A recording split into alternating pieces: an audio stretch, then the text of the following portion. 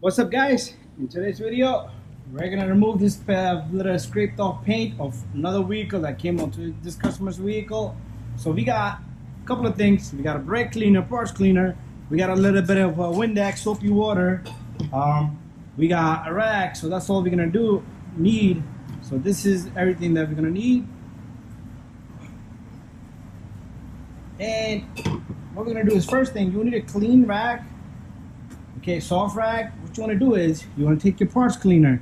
Do not spray directly onto it. Spray it onto your rag and double it up, fold it up.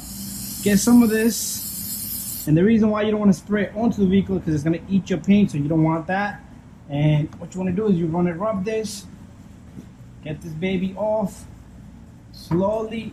Don't go crazy in one spot. Just go all around.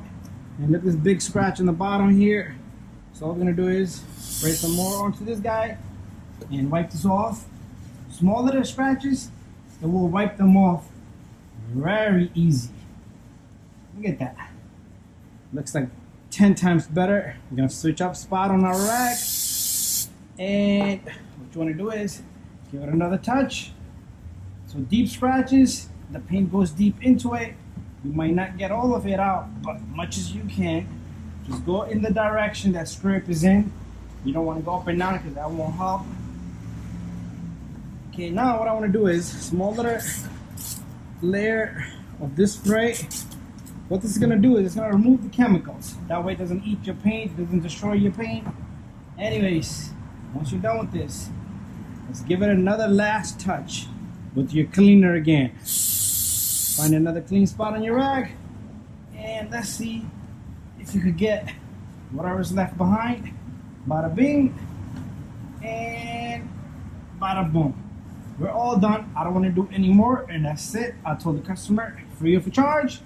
I'll do my best, but get us some touch-up paint, touch it up.